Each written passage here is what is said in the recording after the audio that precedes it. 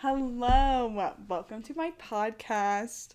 You're watching the very first episode, so I'm pretty excited about it.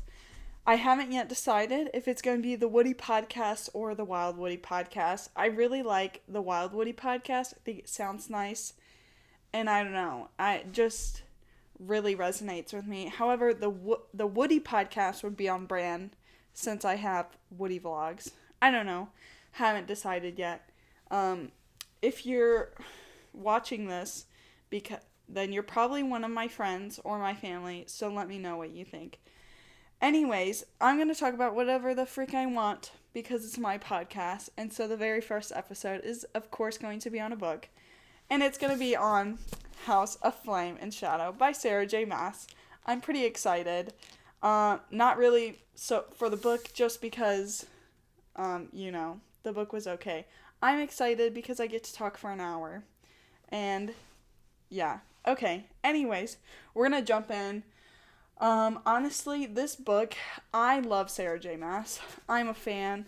Throne of Glass is my all-time favorite. A Court of Thorns and Roses is definitely in top 5 favorite series. And she's an amazing writer. Crescent City, the first one, House of Earth and Blood, is in my top 5 favorite books of all times. Like, that book, honestly, you could read it as a standalone. And seeing how the series finishes, you probably should just read it as a standalone because this book was not it. I gave it 5 stars. However, I don't think it's actually a 5-star book. It's probably closer to a 3, maybe 4 stars, depending on who you are. Anyways, let's just jump right into it. So, I have some notes here, and so I'm gonna go off of that. So we first start off with Bryce with Nesta and Azriel. Technically we do have a little moment with the whole Akatar gang and Prithian, and I know we were probably like so excited because in the time that we were waiting for this book to come out, we are like, oh my gosh, like this could happen, theorizing everything. And really, the only characters we got were Nesta and Azriel, which was kind of interesting because I wasn't expecting them together, at least. Like, it would be probably more predictable to have, like, Nesta and Cassian or Cassian and Azriel. But we got Nesta and Azriel. But honestly, I'm not bummed out by them. I actually really like them together, especially because after Silver Flames, we get to see, like, now we get to see Nesta from a different perspective in her, basically her glow up era. Really, because in Silver Flames, she's really going through it. And she's kind of a butthole throughout most of the book. And then we finally have that change of heart and everything, blah, blah, blah. And now we get to see Nesta from a different point of view and just see what she looks like from the outside, from the view of a stranger, which I really liked. And we get to see her relationship with Azriel because they're kind of close. They're like, I would say surprisingly close. They definitely give, like, either they're close as best friends or close as siblings vibes, especially the way that they just talk to each other and are affectionate towards each other. There's one moment where we'll get to it when Nesta uses the mask, and when she takes it off, Azriel is so relieved, and it says that he, like, hugs her and is stroking her hair, and I was just, like, first of all, very shocked, because it's just, like, we haven't really seen any intimacy from either of those characters in A Court of Thorns and Roses. Like, Azriel, honestly, we don't know anything about him. Like, we literally know Jack something, okay? Nothing. Absolutely nothing. And then Nesta, we've really just seen most of her bad side, and then in Silver Flames, we start to see, like, some of the good come out, but, I mean, we really don't see that until, like, the end. So, anyways, they were interesting. And then we see them with Bryce, and, okay, the dynamic between the Prithian crew and Bryce is super tense. However, it makes sense that they're tense because they're like, who's this freaking lady that just came from a whole different planet and just appeared here. And then Bryce is like, I'm on this strange planet. Like, who the frick are these people? So it makes sense that their relationship is tense and strained. It kind of goes back and forth of them, like, getting better, and then they go back to rock bottom, the three of them. And, it's okay. We spent, however, 200 pages in the caves. 200. I think it was actually over that. We were past page 200 when we are, like, finally done with being in the caves with those three. Okay, that was way too long. And the biggest thing that happened in the caves was the freaking worm. Okay, we had the Alaskan bullworm from freaking SpongeBob, and that is, like, the height of excitement for these caves, and like 200 pages. Okay, it's a little long, it's a little ridiculous. And then we have the Alaskan bullworm, right? We have the Midgard worm. And in order to kill it, Nesta uses the mask. The mask is like, I think it was, first of all, so unnecessary. And actually, yeah, it was just so unnecessary. Freaking Feyre in her human form, okay? When she's a small, little, fragile human with no powers and her little poor self kills a worm with nothing, with no weapons or anything. And then we have Bryce, Azriel, and Nesta in the caves with freaking their powers and weapons, and they can't kill it. And so Nesta is like, well, I gotta use the mask. Girl, no you don't. You had 3 little killers in there. You can get the job done. So it was a little unnecessary and just a little extreme, in my opinion. And I know they did that to introduce the mask into the plot. However, it just seemed like, honestly, the mask was super unnecessary in this story. We'll come back to where it's used in the end, but it was just overkill for that moment, especially because, yeah, they could have killed it. Bryce on her own probably could have killed it. Each of them on their own probably could have killed it if freaking Feyre killed a Midgard worm previously. They didn't need the mask, and that was just super extreme. I have to say, the Star Sword being Gwydion and, like, the pair that goes with Truth Teller was super freaking cool. It doesn't ever say in A Court of Thorns and Roses that Truth Teller and Gwydion go together. So we really only have that prophecy from Midgard. However, it is cool that Gwydion was mentioned actually in previous books. So it wasn't like this sword just popped out of nowhere. Because I feel like some of the points of the connection between Midgard and Prythian really were not like, in Throne of Glass, we had things that were from the first book that were built on up into the very last 8th book in Kingdom of Ash. And so, because there's not, I don't think this story was planned as far in advance as Throne of Glass was. And so we don't have, like, those deep, like, niche things to look forward to. Or, like, to find. Like the Easter eggs, But that was, like, one good thing that I think was cool to find in the story. That they're like, Gwydion? And she's like, what are you talking about? This is just my, like, the Star Sword, like, whatever thing. And so making that connection was cool. Okay, I liked it. I'll admit I liked it. Then, while those 3 people are going around in the caves, back in Midgard, we have Rune, Hunt, and Baxian, okay? Which, I freaking love all of these characters. I love them together. I know they're getting tortured. They're in the Asterized dungeons. They've been captured from the end of Crescent City 2. Okay, there's really not much to say for this portion of the book, except what the freak was with Rune's hand. Like, Sarah J. Maas literally wrote that Rune's hand gets chewed off by Baxian, and that was wild, and so, like, out of pocket. I was not expecting that. I don't know how I feel about that. I mean, I guess it shows, like, how desperate they were in that situation. It was a little I don't know. I don't know, guys. I wasn't like crazy. Honestly, I know a lot of people loved Rune in this book. I don't care about Rune, like, at all. I really don't. He's a nice guy. He's a solid character. I know we all love him. He's our small little cinnamon roll. Rune adds nothing to this book, though. He doesn't. Oh, I know. People are going to be upset if they were to hear this. I know the 5 people that actually listen to this will be upset, but Rune adds nothing to this book except the scene of his hand getting chewed off, basically, which didn't even really come of anything because Regulus, the Asterai, and the Pollux and the Hawk are watching, and they just like see them make this stupid mistake. So yeah, that's really all that happens while they're getting tortured.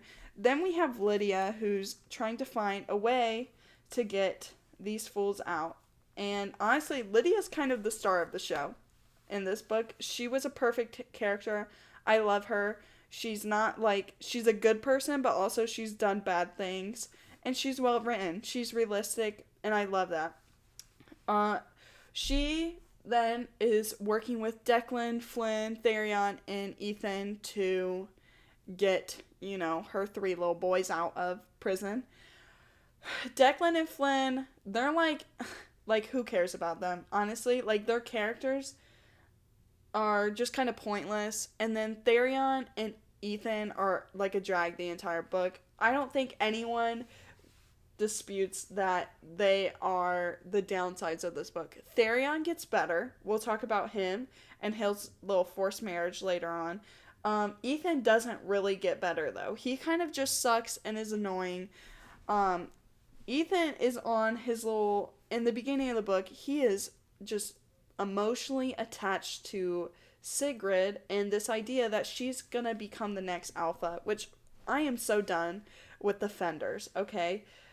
If we hear any more Danica ever, and I think, we're not gonna have any more. Well, I hope we're not gonna have any more Danica after this because the 3rd book and this little trilogy, I think, is the end of this trilogy. But like Danica is Lindsay Lohan in Mean Girls, and us, the audience, are Regina George, and it's like, you know what everyone says about you, Danica? That you're a no good, useless, lying, dead person that couldn't even tell her best friend a single truth and was a liar to every single person in her life. And that's how we all feel. And it's like, why is she still being brought up in book 3? Why are we still emotionally attached to anyone in the Fender line in book 3? Like, why are they here, honestly? And the wolves don't really do anything in any of the books. They really don't. We have, like, the Pack of Devils that keep getting mentioned and, like, they died. Danica and the Pack of Devils died on page 60 of the first Crescent City book, okay? We are now on book 3, okay? We are 2,400 pages later, and we are still hearing about them. Why? They're not doing anything, and they didn't do anything. They haven't done anything in all of those, 2,000 plus pages, okay? We don't need them anymore. So we have Ethan that is now obsessed with Sigrid and just can't stop saying, oh my gosh, she's such an alpha. Do you see how demanding she is? She's an alpha. She was made to be an alpha. Blah, blah, blah, blah, blah. And I'm like, if I hear Ethan talk about how much of an alpha she is and how, domineering she is and blah, blah, blah, I will literally rip out my eyeballs so I don't have to see those words ever again.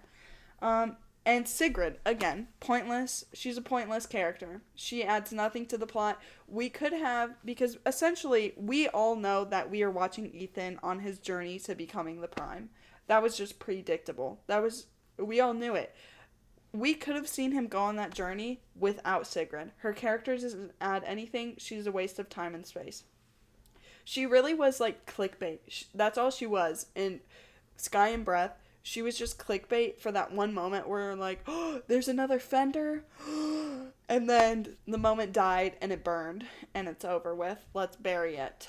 Okay? Sigrid tried dying and then we she got freaking resurrected. So she's being dragged out. It's just a Fender thing, okay?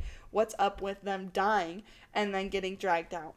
Okay? Let them freaking die, Miss Mass. Okay, and then we have Therion, who makes this stupid deal to work for the Viper Queen and basically be her slave. This was just dumb, and this plot doesn't really last that long. And we don't really, I don't know. It doesn't last long. It's like literally 2 days that he's enslaved to her, but then he keeps on making these like bad decisions in this whole supposedly a week span of the book, and he's just kind of like depressed the whole time, which I guess is kind of realistic. If you make a bunch of bad decisions, you might become depressed and all you can do is ruminate about your bad decisions. But, you know, being depressed isn't exciting. So to put that in a book and write so much about it, I think it's quite predictable that we would get bored. Anyways, so then we're gonna jump back to our homies in the caves. Okay, our little gremlins, our little cavemen. We have Bryce, Nesta, and Azrael. So they finally get to the prison and whatnot, and then we have this nice epic monologue, this little lazy writing moment, where we get this stupid hologram of Silene basically giving us the whole entire history of Thea and Hel and the Fae going from Prythian to Midgard. And, yeah, this was like the laziest writing. The concept of show instead of tell just did not exist in this book, because I don't know how many times we got some ridiculous monologue of characters revealing all this 10,000 things of information, because I don't know, like, it was annoying. Like, in freaking A Court of Thorns and Roses, we get this long monologue of like how Amarantha came to be on this like wild story that we literally don't get any hint of this plot until they tell this monologue. And then we have Rhysand's huge monologue in Mist and Fury of all his life decisions for the like mating moment with Feyre. And then now we have this huge monologue from Silene, and then we get like another monologue from someone else. I don't even remember. The monologues are just ridiculous. They are ridiculous. If I can't just already assume most of this story from the previous like foretelling, then this story that you're telling in this monologue is not good. It's just not. It's lazy writing. You just didn't write well enough to allude to this side quest previously, okay? That's my opinion. Okay. And then we get this huge monologue, and then there's a freaking asteroid on or under the prison. Okay, this asteroid freaking comes out of really nowhere in this book. There's no hint of the asteroid in Prythian in any of the other books. I just don't think Crescent City was like really thought into existence when those books were being written. But we get the freaking asteroid there. Okay, Bryce lets it loose, which is stupid and very irrational. Like, I don't know. It just didn't seem like Bryce would have actually done that. I don't know. Maybe I'm wrong. Well, then the asteroid is Vesperian or whatever. And it says that she is the evening star. Well, if you remember, back in Midgard, they have 6 of the 7 asteroid. Well, the one that's dead is not Vesperian. It's Sirius. And Vesperian says that she is the evening star. Well, the evening star back in Midgard is alive. So now, sorry, you might be able to hear Pickles scratching at her collar. So now we have this new asteroid that is very, like, distinctly not part of the other group of asteroid. But we don't get any hint as to, like, are there just sets of 7 asteroids on, like, a bunch of different planets or whatever is the reason for that. Like, yeah, we just get no background on that. And so it kind of left a plot hole. And then we have Bryce who goes to kill, Vesperian. And then she can't do it. Nesta jumps in with, I think, her sword. And Nesta kills the asteroid. Well, all the time after that, leading up to Bryce killing the 6th asteroid back on Midgard, she's like, I feel like there was a bunch of confusion on, well, we don't know how we're going to kill them. Ma'am, you just watched Nesta kill one. So I think you do know how to freaking kill it. I don't know why that seemed like another plot hole as we see Nesta kill it. And then it also wasn't really clear on why it was Nesta able to kill it versus Bryce. And then when we do go to the end and the asteroid are dying or whatever, it's like a totally different way from when Nesta did it. And I don't know. I just think that it would have been better had the ending actually incorporated Nesta, or we had a nice reason as to why Nesta was able to kill them, and then use that same reason, rather than the black holes that we got, because that was just kind of weird, and it wasn't really something that I would see happening in the story. I'm sure it was supposed to be like a plot twist, and something we couldn't predict, but it just didn't feel right in the story. So, now we're going to jump back to Rune and the boys, our little dungeon boys, and they get saved, okay? They're getting saved by Lydia, right? Also, Rune in this time has been a dick to Lydia, okay? And Lydia has very clearly, I know, like, because we're the readers, we can see she's a good person, and then everyone else, that characters are like, all we've known her as the Hind. And so, whatever. We have the perspective. However, it's very clear in her actions that she's doing the best to take care of the guys. And then she saves them. She saves these 3 and gets them out. Okay? Totally putting her life and all the other lives in jeopardy. She gets them out. And then Rune has the audacity after that to still kind of be a dick to her. And I am blown away by this, okay?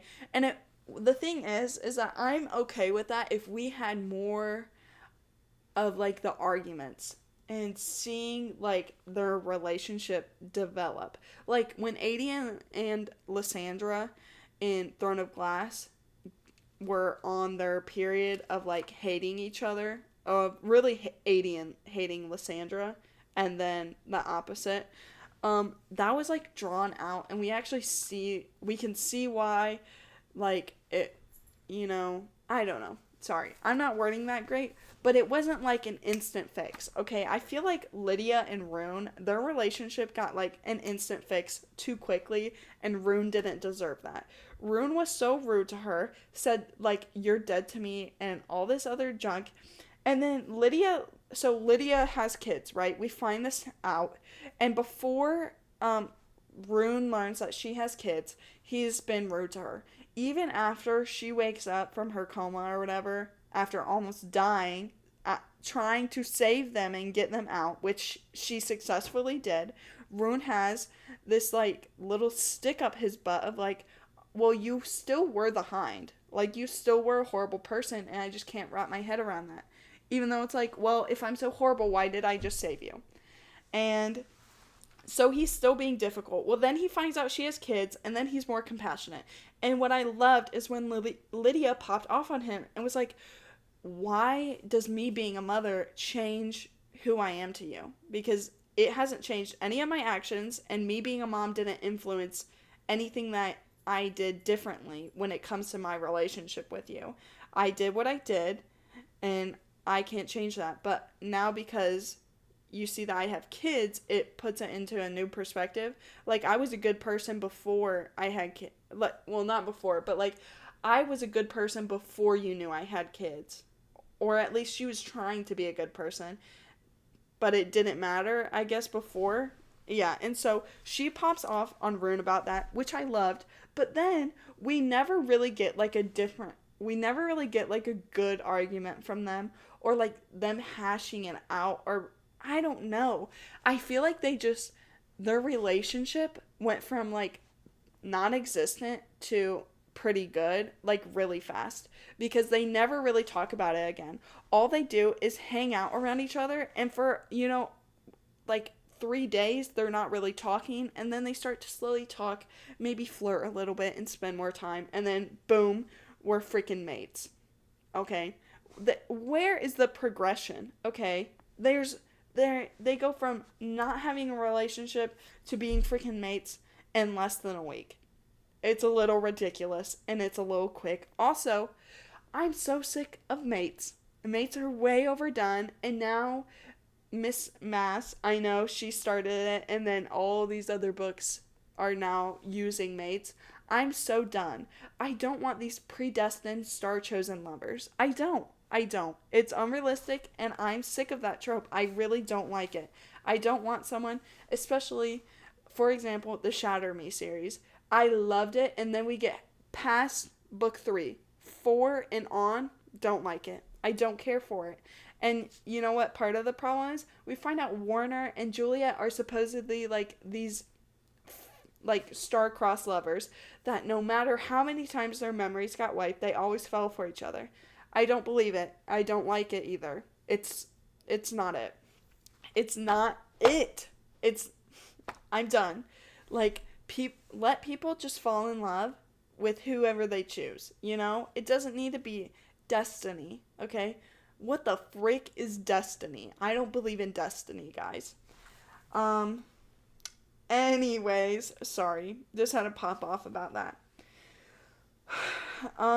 Then we have freaking Bryce after she pulls off her all BS shenanigans. She jumps back into Midgard and she appears in her father's palace slash mansion, whatever it is. She's with the Fae King, which his name, by the way, we find out is like Einar or Einar. It's one of those. Regardless, it's a horrible name and it's really funny. I actually love that he has a dumb name. So we have Einar Danon, I don't know. Either way, we actually get some good one-on-one time with him, and I'm gonna say it, I love his character. Not because he's a good person, though. It's actually because he's a perfect, realistic depiction of a toxic, unhealthy person.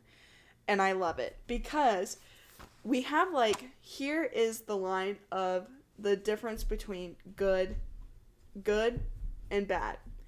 Einar, however you say his name, the Fae King, is like down here. He's bad. He's not a good person. However, we get these glimpses of him doing almost redeemable things where you would like push him maybe a little closer to that line of good, but he's a bad person. So he's going to keep doing those things that bring him back down, and that's why he stays bad. But it's like it gives you enough that like if you're in that unhealthy relationship without the distance to see that you could overlook it. You know, you could be like, but I see this like 1 ounce of good of him, and so maybe I could change him or stick with him, which is like realistically how an abusive, toxic person would be. And I love that. And we can see that he like doesn't care for Rune. He doesn't love Rune, but then we see his love for Ember and like maybe an ounce of love for like Bryce, but not like true healthy love. Like maybe it's probably more out of jealousy that he cares for Bryce, to be honest. And he also didn't care about Bryce or show any ounce of like possibility for ever loving Bryce until she becomes this powerful person from Crescent City 1. But I loved the scene where Bryce is talking to him and he says something and they're like he's like getting as basically as close to feelings as he'll get with like a 10-foot stick. Okay, so he's like prodding maybe a little bit but doesn't really want to deal with it. Well, Bryce is like, well, why didn't you ever want to be like an actual nice father? You were nice for me. You were nice to me for 2 days when I was 13, and then you became a douchebag. And then he's like, well, I didn't know you were wanting me to be your father when I thought you had your real dad, Randall. And then she's like, are you jealous of Randall? And then, of course, he like brushes off. He doesn't want to say he's jealous. And then he's like, well, in the end, he won, didn't he? Because he's the one that got to marry Ember, period. And he got to raise you, period. And then, like, a paragraph later, he uses Bryce. She writes about the significance of him just calling her Bryce. And so we get, like, this almost redeeming moment where you almost think you might get a redemption plot from him. And then, of course, we don't end up getting that. But I liked it because we can see where he might have, like, an ounce of feelings, but then he, like, crushes it with his ego and his pride, and he just chooses to have poor priorities, which, again, a perfect, realistic depiction of someone that's unhealthy. And I loved it. I loved it. I also loved the way that he died. We're going to get into that later on, too. And, yeah, his character was, like, one of the best characters in this specific book, in book 3. He is. He's one of the highlights, and I loved it. Okay, so after Bryce gets away from the king, she goes to the depth charger, she meets up with the gang and reunites, blah, blah, blah. And then we have this, like, rough moment of Hunt and Bryce, and a lot of people didn't like Hunt in this book. I wouldn't say I disliked Hunt, but I wasn't probably as crazy about him as I was in the other books. One of the moments that really brought him down for me in this book was when him and Bryce were talking after they literally, like, just got reunited. And are trying to, like, catch up. Makes this snarky, rude comment of, like, well, you weren't the one getting tortured with your friends. Miss Ma'am, I don't think you know that Bryce was literally on another planet, galaxies away, and did not know if she would ever be able to get back to her friends and family that she knew would be in a dangerous situation on one of the worst places in the world to be, in the galaxy to be, because it's ruled by the asteroid. And, honestly, Bryce and Hunt's relationship in this book, I would say, is really, it's not healthy, but I like seeing them because of their arguments and whatnot.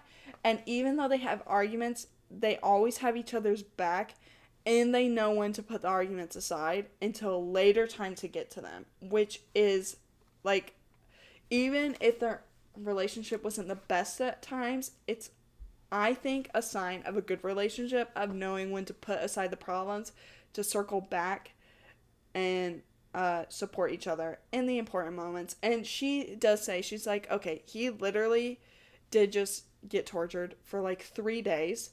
And so even though that really hurt my feelings and wasn't okay to say, we're going to come back later on. Okay, so he also, people didn't like him because he was like almost like complaining the entire time of being like, oh, well, I shouldn't done this. I'm the reason that we're rebelling. We shouldn't be rebelling. Okay, people, let me remind you that the last time freaking Hunt Athalar rebelled, okay, the person that he loved got slaughtered. And then everyone he was leading into battle got slaughtered. Then he had 7 to 9 years in prison where he didn't even see the sun and he was being tortured. And then after that, he had 200 plus years of being a slave. So I think it makes a little sense, buddy, that he wasn't so psyched about going back into a rebellion and that he's a little nervous. Okay, maybe Hunt has some PTSD. I think you would too, buddy.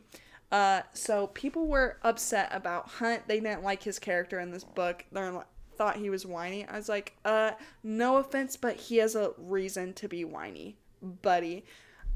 Yes. That's my opinion. Okay. So then we have the group going to, Avalon, I think that's how you say it. While they're in Avalon, then we have Ethan ruining his life, trying to fix it, having this little savior complex that he is doing everything to, well, he's actually doing nothing to stop it from controlling his life. So he's making all his mistakes. Then he has Hypaxia and Jasiba. Hypaxia is like, I think if we get any future books stemming off from this series, it's probably going to be following her because, I don't know, I feel like it's kind of alluding to the fact that she's going to be like a big player, but we never really see anything from her. Kind of like the wolves. The wolves, like, are always talked about. We don't really get anything from them. We're following the story of, like, Ethan becoming the Prime, and, I mean, it's honestly super dragging. But the one good thing we get out of Ethan is hearing about Jasiba. And actually, I love Jasiba's story. Her entire character, I loved. From the start, she's hilarious and witty, and she's a baddie, okay? She's a big boss babe, and I'm a fan of her. I love that she was a priestess, that she was cursed, and that she's been alive for all this time, and whatever. And we're going to talk about her when we get to the end, because we all know the moment. Jasiba is probably the biggest reason why I did rate this book 5 stars, even though it didn't deserve it. It's for Jasiba. Let me tell you, it was all for her, girl. Yeah, and I freaking loved her so much. So, anyways, what I was gonna talk about by going to those 3. We go to the Underking. Okay, now he's a side quest, you know. This is a side quest in the bigger story. The one thing I want to mention about the Underking is we clearly get a reference to Throne of Glass. However, people, okay, he is not a Valg. I don't want to hear that he's Valg. If you haven't figured it out yet, he's a Barrow Wight. If you go to Heir of Fire in Throne of Glass, when Aelin and Rowan go to the Barrows as a test, and she encounters Barrow Wights, that's what he is. You can look up pictures of Barrow Wights and then look up pictures of the Underking. They look the same. So if you go to page 691 in the book, the reason how we know this is the Underking is speaking. It says, I was birthed by the void, but my people, he smiled cruelly at Ethan, they were not unknown to your own ancestors, Wolf. I crept through when they charged so blindly into Midgard. This place is much better suited to my needs than the caves and barrows I was confined to. So, yeah. Anyways, so he's a Barrow Wight. That's where he comes from with the shifters, the Fae shifters coming from Throne of Glass, which was honestly really cool. I love that. That part was well written. And then, later on, we find out that the Hind's son, Bran, his name is Brannon, which she took from, obviously, Brannon in Throne of Glass. Freaking love that. And then she's a fire shifter, and a lot of people were saying they think she's actually in the line of Aelin and Rowan. They were talking about her ring that she has, which was briefly mentioned, and they said it's Rowan's ring. I don't remember enough about Rowan's ring to confirm that with my professional opinion. However, it makes sense to me, especially with it was like randomly and specifically mentioned, and so I think they probably are right. However, it doesn't make sense to me how the shifters from the world of Throne of Glass would have gotten on the planet, because Aelin, I thought she closed all the portals. Maybe she only closed the portal to the world that the Valg were in. But I don't know. I thought she closed all the portals that would have been stemming off from that world. So I'm maybe a little confused on that. Anyways. So then we have the gang in Avalon. They're doing their research or whatever. In comes Sathia. Sathia's again, she's a pointless character. Now, we get like a little glimpse of her in the River Queen's territory, and uh, let's just say we all were a fan. We all loved Sathia. However, she's in the book for 5 minutes, you know. She comes in suddenly, Therion and her get into a forced marriage, and then she leaves suddenly at the very end. And she's basically a pointless character. We get nothing from her. And the fact that her ordeal was over losing a man, I get it. I know losing the person you love can be devastating, but we don't have that connection to her to know that's devastating. And so to just find out that this little rando drug addict is like the ex love of her life, and then she leaves to go save him at the end, I was like, girl, what are you doing? What are you doing? She's a pointless character. She doesn't add anything to the story. She just got introduced. So another character that if we got a spin-off series, I wouldn't be surprised if we followed her. But I'm not really impressed with her all that much, besides the one moment where we see her being, very, what's the right word? A courtier? Is that it? She's a very good courtier. Okay. Anyways, we are in the Cave of Princes. We got the whole gang in Avalon, and then we have the two kings. We have Morven and Einar.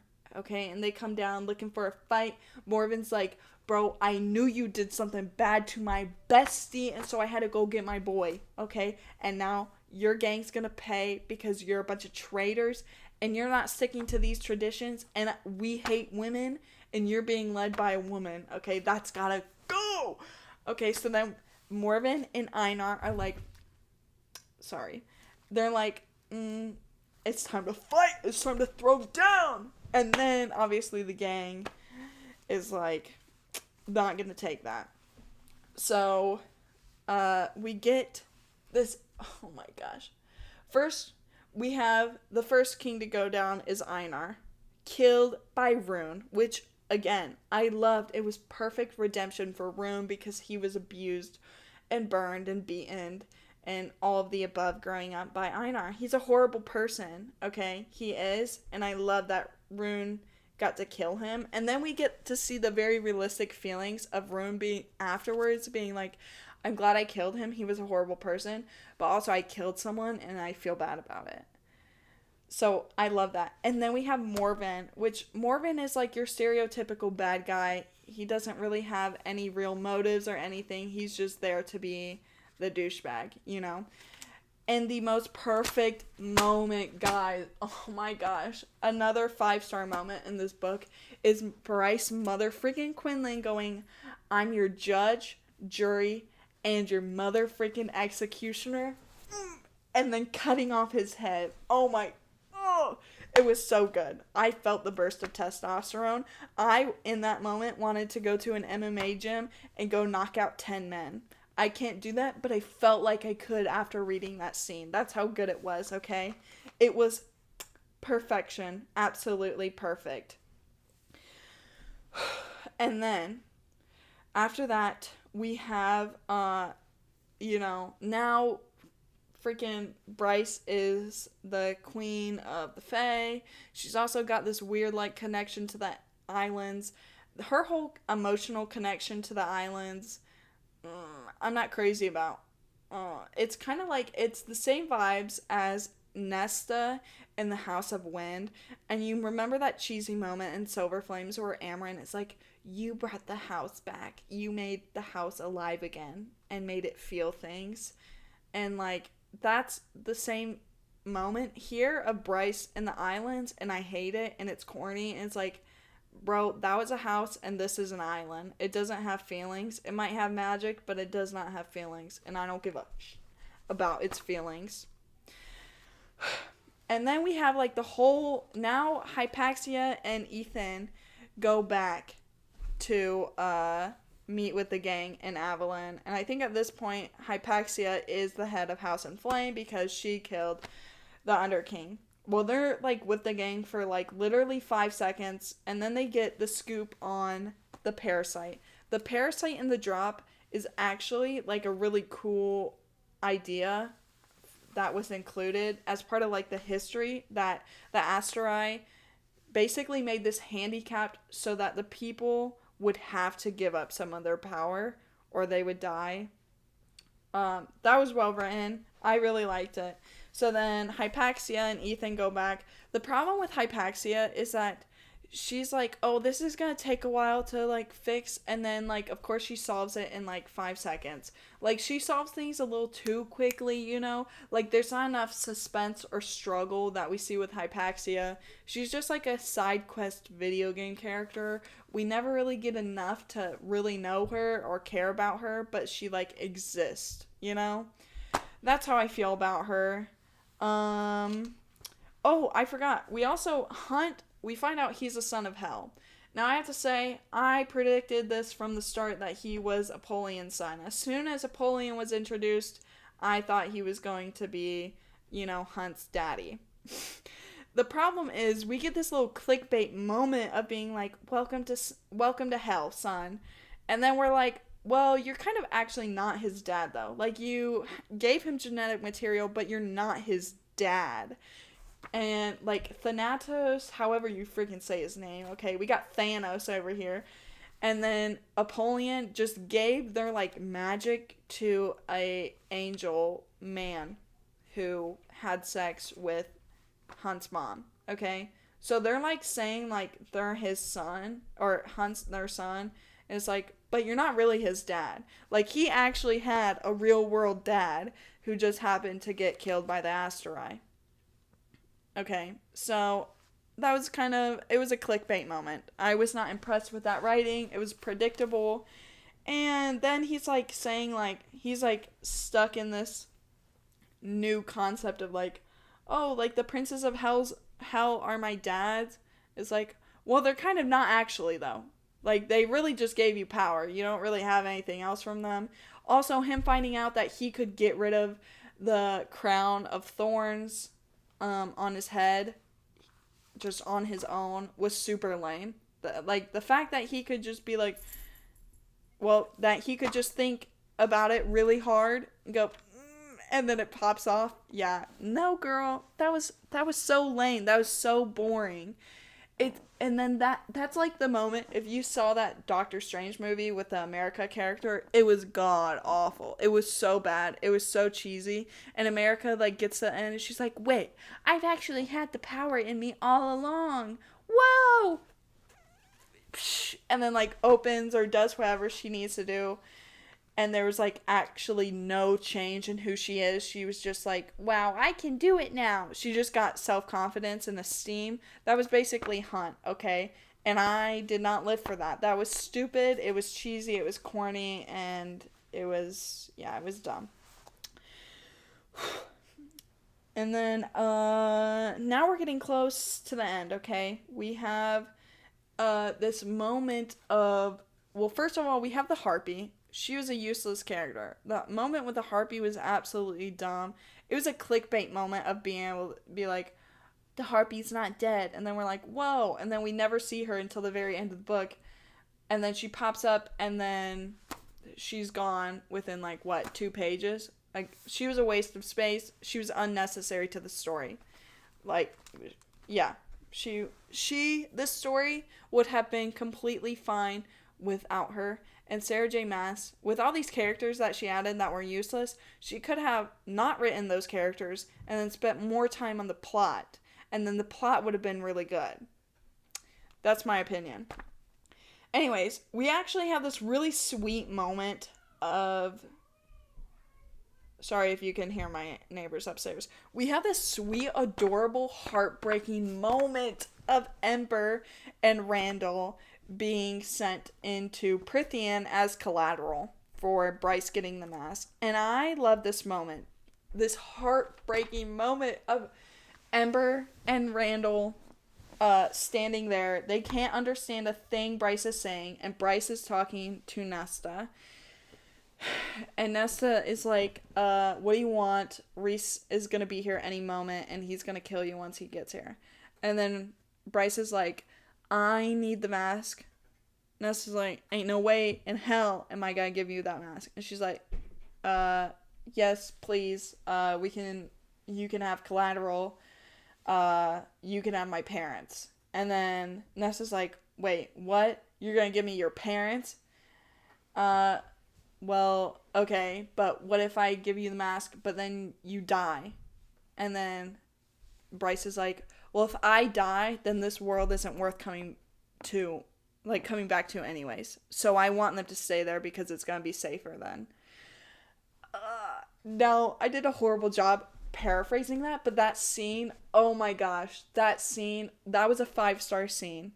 It was so good. I was like actually getting choked up because you can just see how much she loves Randall and Ember, and then like them having no clue, and then they were like obviously furious when they got sent through and whatnot. Ugh, oh my gosh. It was so good. 5-star scene. Loved it.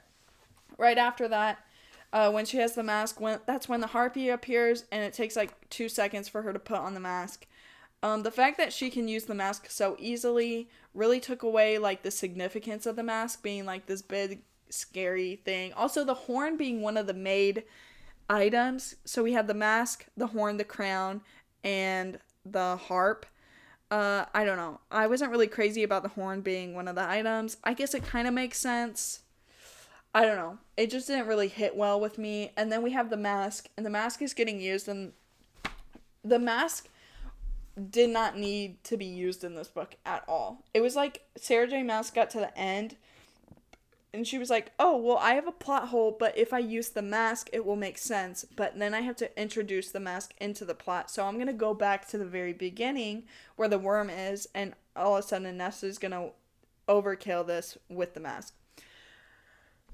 So, yeah, I felt like it was like a last minute decision to like just fill a plot hole. Like maybe she was struggling creatively to write the scene, and so she used that.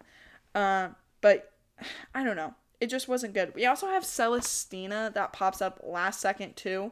Celestina has not been touched this entire freaking book, and then she pops up. Hunt is like obviously pissed. And then he decides not to kill her for betraying them. And then she just disappears to take care of Ephraim so that he won't go running to the asteroid's aid. And we never hear of him again. We never hear of Celestina again either. Like, really nothing happens. They basically they were forgotten about. 100%. After that, we get to like the actual ending scenes basically of the big battle, the big fight going down. So we have the mech suits filled with the Fallen, okay?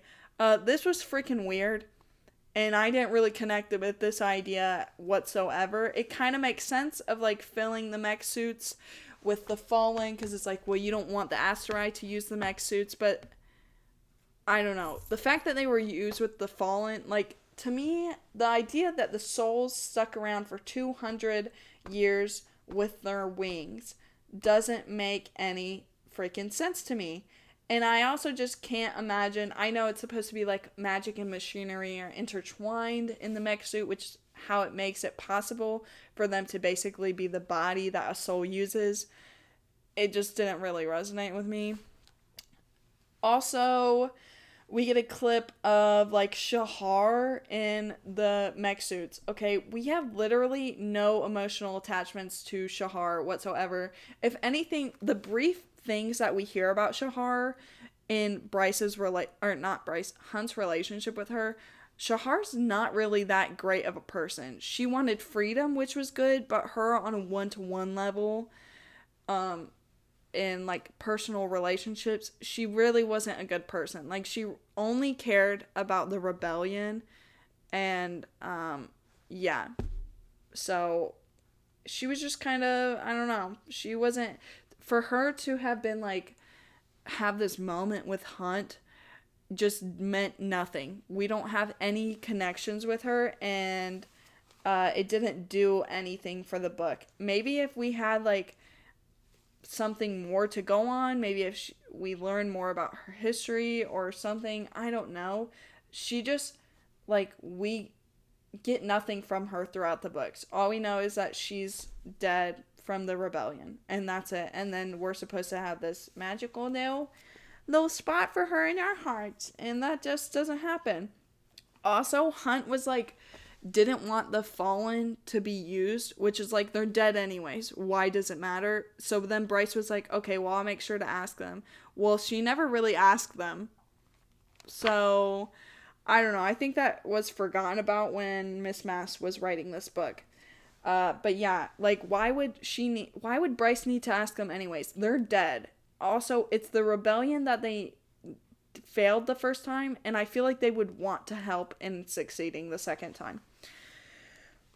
And then we get to the very end of the asteroid with the kill switch, the first light orb thing powering the people. And so basically, when Bryce destroys it, oh my gosh, Pickles. I'm sorry. She destroys it, it becomes a black hole, and so to get rid of the black hole, she opens a portal using Gwydion and Truth Teller, and then sends the black hole into the portal. Which was like, okay, it kind of makes sense, but like, that's how she kills the last 4 asteroid that are left. Well, I don't know. It was kind of like lame. Like, we never really got like a good actual like battle, like fight scene, because it's just these like wrinkly old powerful people getting sucked into a black hole. Pickles, buddy. And then like, it's the black hole getting sent into a portal somewhere else. I don't know if I could really wrap my head around that. I'm gonna be honest. It's just like sending a black hole into another hole. Like, it doesn't make sense. It does, but it doesn't. You know what I'm saying? You know what I'm saying? And then they're getting sucked in, which, first of all, if the 4 asteroid get sucked in, no offense, but how is no one else getting sucked in? Like, there should have been more deaths because of this. Because specifically of the black hole. Like, it's the 4 freaking asteroid and Bryce that get sucked in, but supposedly this, black hole would be getting bigger and bigger as it's sucking more stuff in, and somehow no one else gets sucked in. There's also like no character deaths really. We get technically Bryce, but I think someone, or maybe someone's, needed to die. Okay, we needed some character deaths. It just ended too perfectly. So anyways, Bryce fights Regulus. Well, not really fights him, kind of wrestles him into the black hole.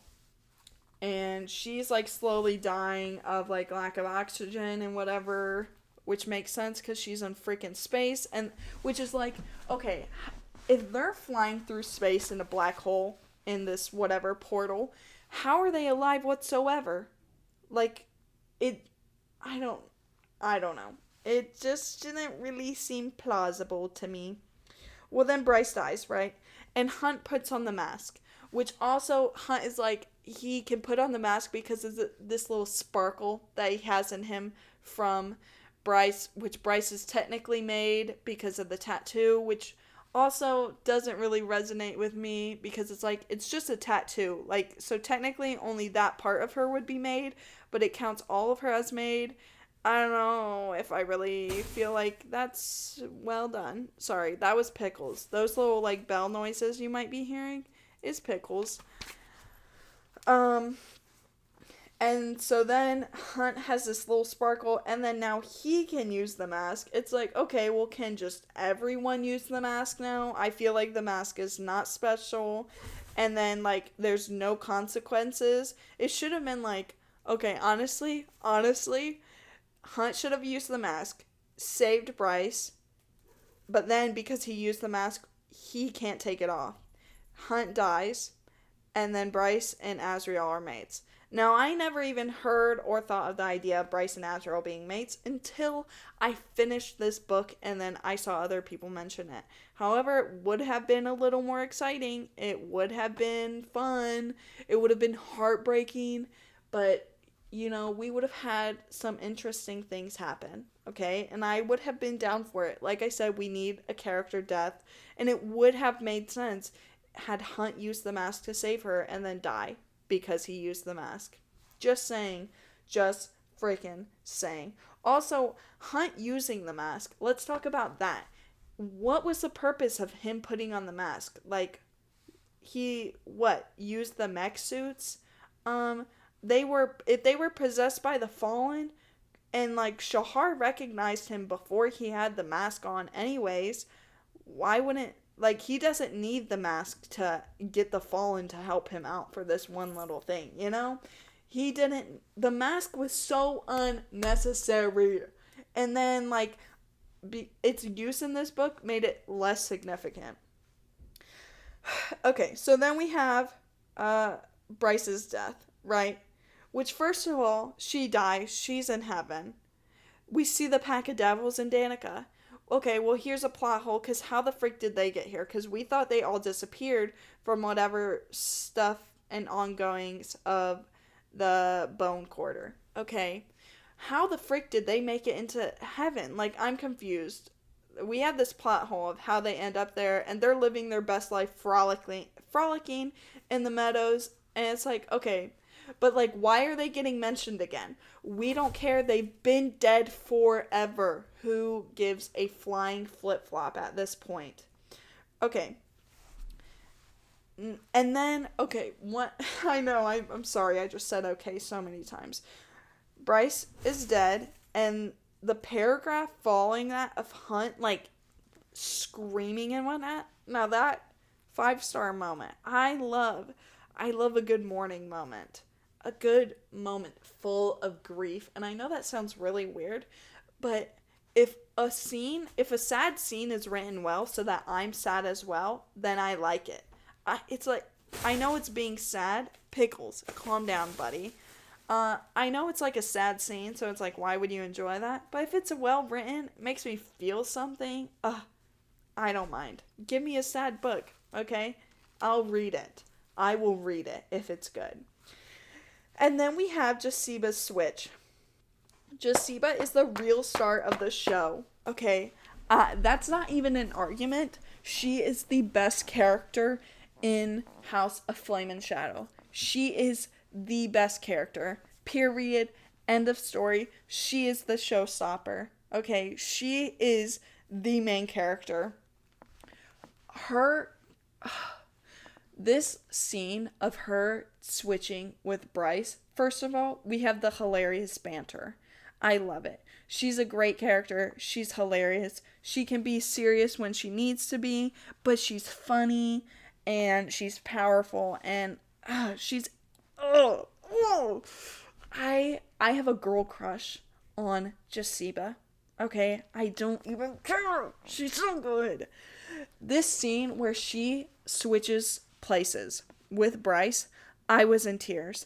I was actually devastated. We don't really get that much from Jasiba in the 2 other books, but we get a lot from her in this book, and it was enough for me because I was emotionally attached. I was a wreck reading this scene, okay? I'm gonna add in that video clip of that I took reading when she died, and I'm crying. Okay, I was freaking sobbing reading this. I'm the entire book has been mid. It has been 3 stars, but then we get to this scene with Jasiba, and I am just a sobbing mess. I am a crying, weeping, horrific mess because of how good it was. I'm on page 800 of House of Flame and Shadow. I'm a wreck. I'm a wreck, and I'm so sad. Okay, I have to finish the book. Goodbye. Which, we also, another plot hole. okay? Because, well, technically it's not a plot hole, but it just wasn't written well, and so it kind of is a plot hole. Okay, so Jasiba was cursed, right, to live a long life until she would tell Apollyon what the weapon was in the books, and there is no weapon in the books. And so she's supposed to live until she admits this. 15,000 years later, she obviously hasn't admitted this because it's not real. This supposed threat that Apollyon thinks there is. Well, for her to switch places with Bryce so that Jasiba can die, it kind of says, like the house and Avalon, that, like, you know, the planet Midgard is, like, happy with Bryce, or is, like, thankful for Bryce, and that's why Midgard is allowing this switch. Something along the lines of that. I don't remember. It's been, like, a week and a half now since I finished. And it just, like, doesn't make sense why Jasiba is able to switch her place. It just, like, makes up some excuse of, like, I don't know, like, the planet has you in their favor, and so I'm allowed to do this despite Apollyon's curse. Okay, well, girl, that didn't make any lick of sense. Okay, I'm confused. I am naked and afraid over here. Okay, what? Poor writing. After the death, we have the recovery, of course, and we get our last little moment in Prythian. And it's, like, super sweet. Everything we wanted. Well, almost everything we wanted. We get these snippets of, like, casualness of, like, Ember and Randall with the Prythian gang, which is, like, we never knew we needed, but we definitely needed. And we want more of, but we probably won't get any more of that ever again. But we don't actually see the characters. Like, we don't... Sorry, I know. I'm sorry. I'm sorry if you can hear that. Okay, I'm moving around. I'm sorry. But we actually don't see anyone in this last scene besides, like, Cassian and Nesta in the group, which is kind of a bummer. I do like that I think it was in the scene where Bryce is trading her parents, that we see, like, the black fog of, like, basically Reese, which is, like, kind of confusing because it's, like, how is he doing that if he's not there? Like, I know he's all-powerful, but we never see him do that in any of the other books. Also, it's in the House of Wind, which he gifted to Nesta and Cassian as their house, and then it's like he's appearing in someone else's house. I don't know. A little weird. Anyways, so we have this beautiful moment. I'm sure we all got emotional seeing Ember be, like, the mom that Nesta always needed, and, like, the cute little fatherhood between Randall and Reese. And Cassian, I don't know. It was so heartfelt and wholesome, and I loved it. And then we get, like, okay, so Bryce gives back Truth Teller, which I'm sure was great for Azrael. He was probably in a panic and had separation anxiety the entire week that it was gone. Well, then, sorry for my little voice crying. Then, like, I think she gives, is it the Star Sword? She gives to Nesta, and then she's like, you're probably gonna need this for you going on whatever self-discovery journey to find out why, like, the star or whatever chose you. So now, if we get some more, at least the next ACOTAR book, people are saying it's gonna be Elaine. I think it's probably either gonna be Azrael or it might be Nesta again, because it just, like, she ended off saying, like, basically Nesta has more in her journey to go, because she's got to go find out the 8-star symbol and whatever nonsense back in Prythian. And then does anything else happen after that? Oh, we have the Pegasus moment with Baxian. Also, Baxian. Okay, let's talk about him for a moment. He's another character where, okay, see, the thing is, I love Baxian. He actually is well written, and I know we talked about Danica being dragged out for so long. I don't mind that he is Danica's mate. What I would love to see, a spin-off or whatever, and we follow Baxian, and Baxian maybe gets a new mate or just moves on. Okay, now Sarah did say that people can have multiple mates, so maybe he gets a new mate. Okay, I don't know, But he got cheated in this book because his purpose in this book, non-existent. We get basically nothing from him. He's in the dungeons, and then he's just a lost puppy in the group, following around. He's just there. He's just there, but he doesn't do anything. And the very end, he's not in the big fight or anything at the end. He's freaking back in Avalon, being the chaperone. Oh, I also forgot to mention, so Lydia has her kids, right? Her boys. I love it. Also, the relationship between her and her boys, realistic, makes sense that they're not, like, immediately in love with her or whatever, as their mom. Blah, blah, blah. They get taken, right? Okay. Rune freaking shoots Lydia in the leg to try and keep her from going in there, to keep her from Pollux. First of all, Rune, then he gets to Pollux, and he can't do anything. He's absolutely useless. Rune has no purpose in the book. Not a fan. Okay? I know. He's a great guy. We love him with Lydia. Eventually. He gets better. Eventually. But he does nothing. And him shooting Lydia in the leg, I was like, what the frick, man?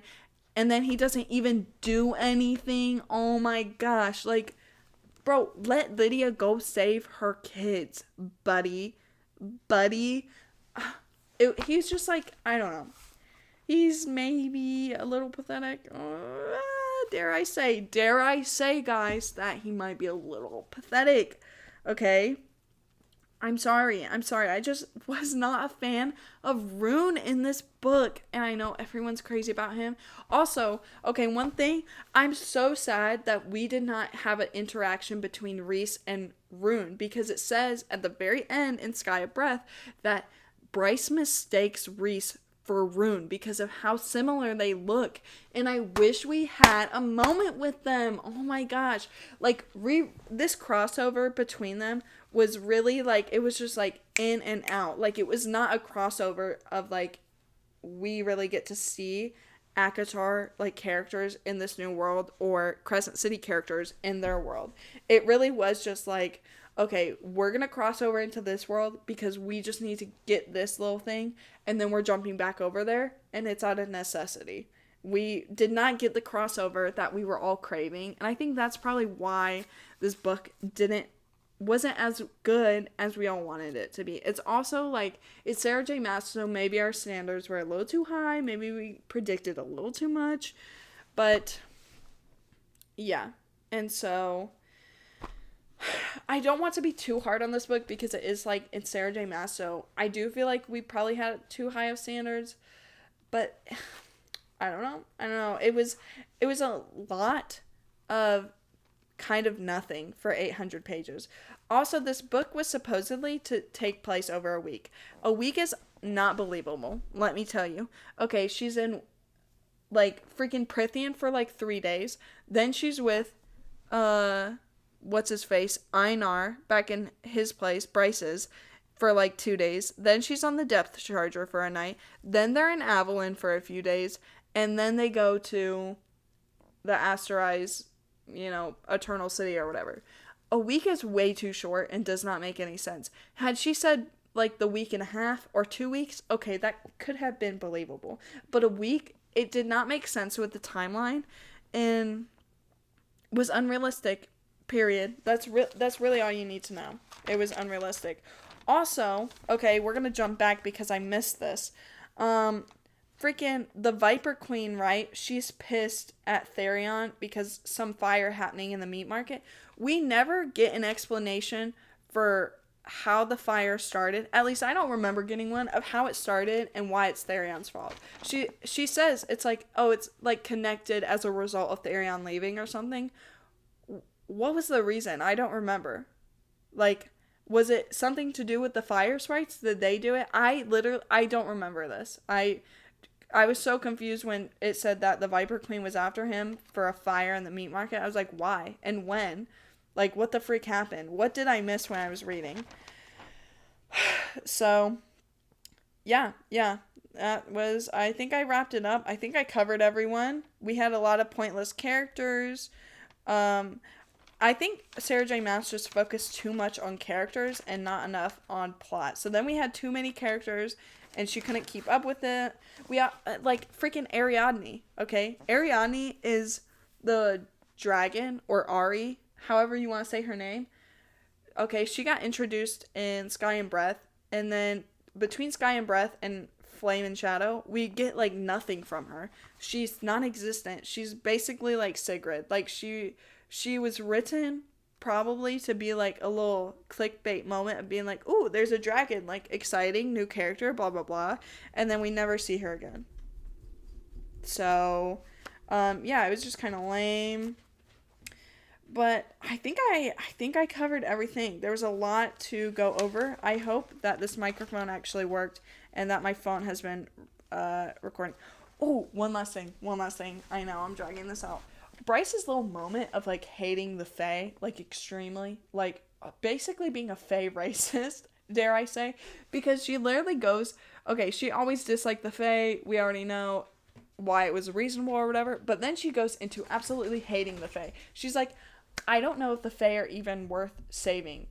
Meanwhile, she has like 3 Fae besties, including her brother, and then Baxian is like, oh, well, do you know every single Fae on Midgard? And she's like, no, but I can just like assume about them because of other Fae's actions. I'm sorry, that doesn't make any logical lick of sense. And then she so quickly goes from being this hateful person to the Fae, like being literally saying, I don't know if they're worth saving. Girl, you're talking about an entire race of people. And then she quickly changes to, well, maybe they just need a better leader. Yeah, girl, that's what everyone was saying, is that they've been under bad, corrupt leadership. And she just switched so quickly without any really real sort of substance as to why. Okay. I think I'm finally done. Guys. So, I hope you liked it.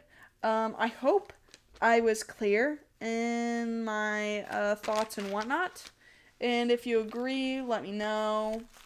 Yeah, I don't know. Whatever you want to say about the podcast. If you're listening to this, then you're probably one of my friends or family. So you can actually talk to me in real life. If you're not one of my friends or family, you can leave a comment down below. You special little cookie. So, yeah. Anyways, hope this was good. Thanks for listening, besties.